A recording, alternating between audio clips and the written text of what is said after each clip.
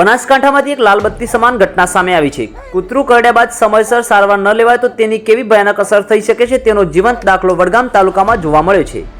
3 મહિના પહેલા હડકાયું કૂતરું કરડ્યા બાદ એક ભાગિયા તરીકે કામ કરતા યુવકની પરિસ્થિતિ ગંભીર થઈ છે। આ યુવકને 3 બાળકો છે, ત્યારે ડોક્ટરોનું કહેવું છે કે આ પ્રકારના કેસોમાં દર્દીનું બચવું મુશ્કેલ હોય છે।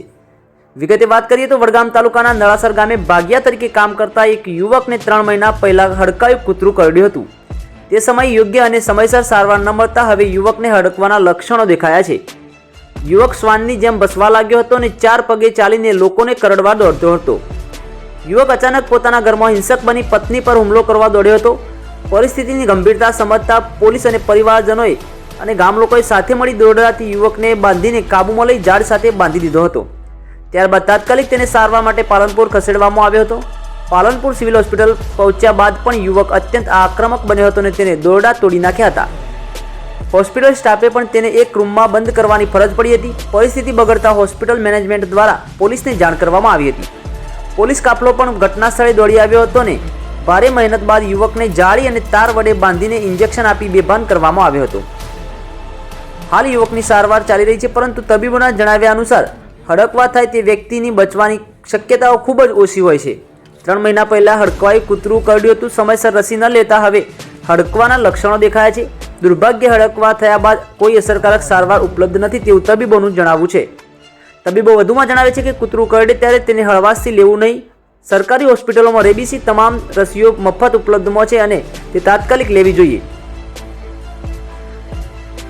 આ ઘટનાએ હાલ તો સમગ્ર વિસ્તારમાં ભય ફેલાવ્યો છે અને સાથે સાથે એક મોટો સંદેશ આપ્યો છે કે કૂતરું કરડે તો વિલંબ કર્યા વગર તરત જ સારવાર લેવી જોઈએ, કારણ કે એક નાની બેદરકારી જીવન માટે ઘાતક સાબિત થઈ શકે છે।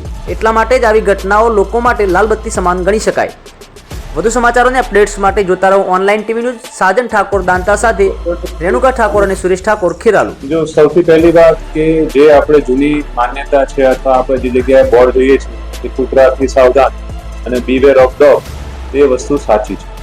કારણ કે કોઈ બી પ્રાણી એનિમલ પ્રત્યેનો પ્રેમ અને એની સાવચેતી એ અલગ વસ્તુ છે અને એનાથી થતા રોગો એ અલગ વસ્તુ છે।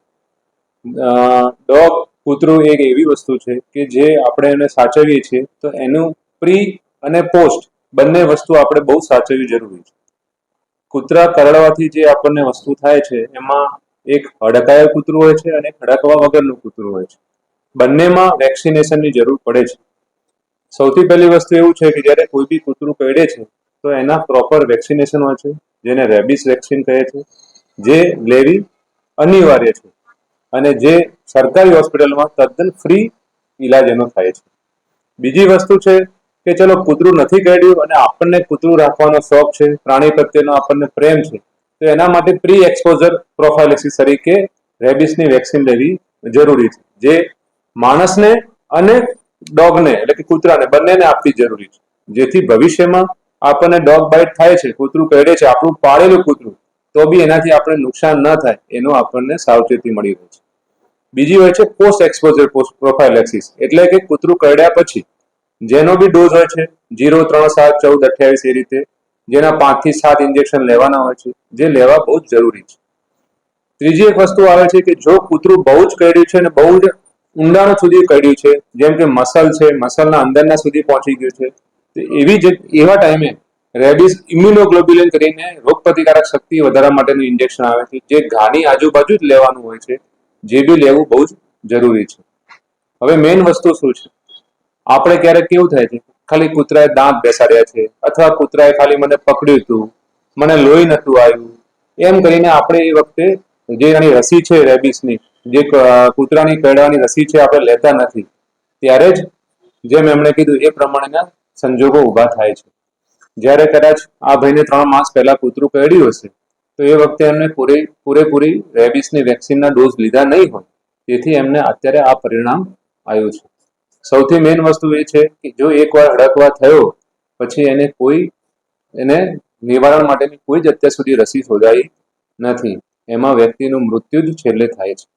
એટલે સૌથી મહત્વની વસ્તુ એ છે કે જ્યારે પણ આપણને કૂતરું કરડે છે અથવા ખાલી દાઢ બેસાડે છે અથવા ખાલી પકડે છે, ત્યારે ચોક્કસપણે ડોક્ટરનો અથવા તમારા નજીકની દવાખાનાનો સંપર્ક કરી અને એની જે રસી આવે છે એ લેવી ખાસ જરૂરી છે.